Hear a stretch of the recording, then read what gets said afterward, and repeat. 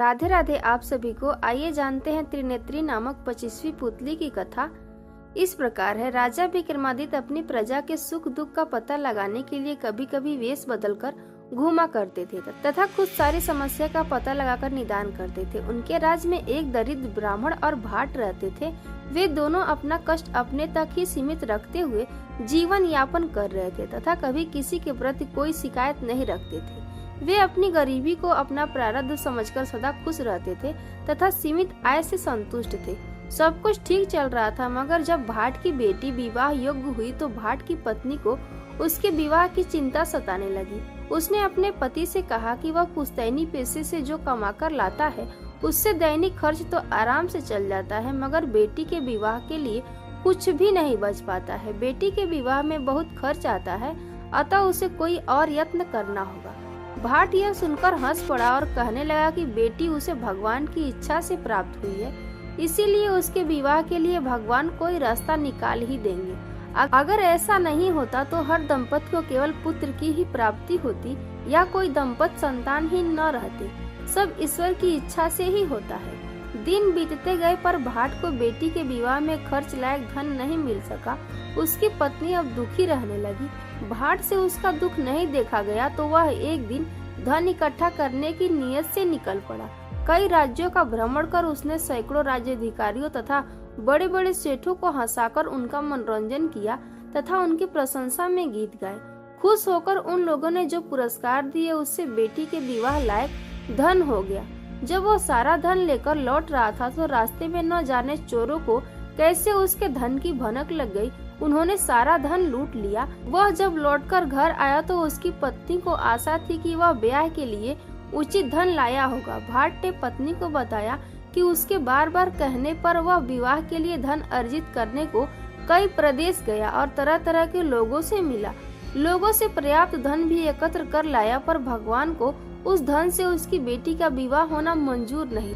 रास्ते में सारा धन लुटेरों ने लूट लिया और किसी तरह प्राण बचाकर वह वापस लौट आया है। भाट की पत्नी गहरी चिंता में डूब गई।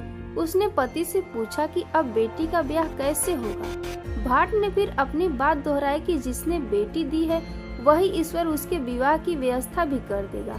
इस पर उसकी पत्नी निराशा भरी खींच के साथ बोली कि ईश्वर लगता है महाराजा विक्रम को विवाह की व्यवस्था करने भेजेंगे।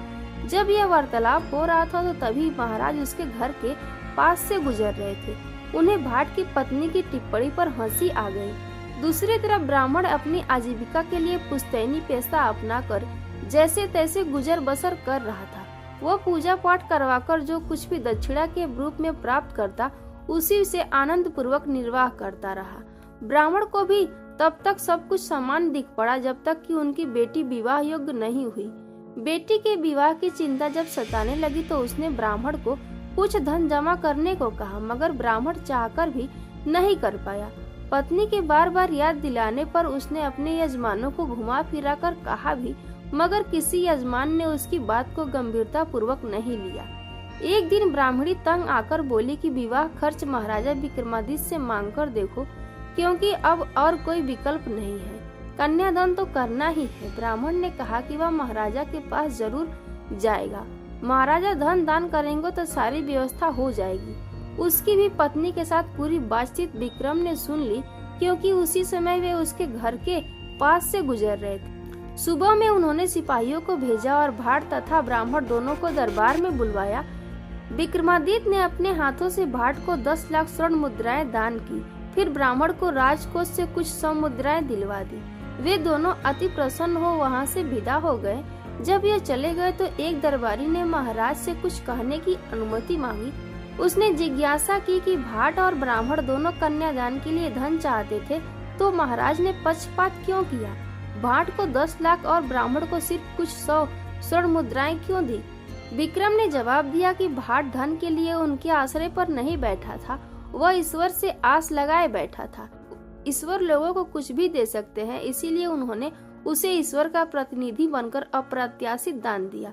जबकि ब्राह्मण कुलीन वंश का होते हुए भी ईश्वर में पूरी आस्था नहीं रखता था, वह उनसे सहायता की अपेक्षा रखता था। राजा भी आम मनुष्य है, ईश्वर का स्थान नहीं ले सकता। उन्होंने उसे उतना ही धन दिया जितने में विवाह अच्छी तरह संपन्न हो जाए। राजा का ऐसा गुण उत्तर सुनकर दरबारी ने मन ही मन उनकी प्रशंसा की तथा चुप हो गया।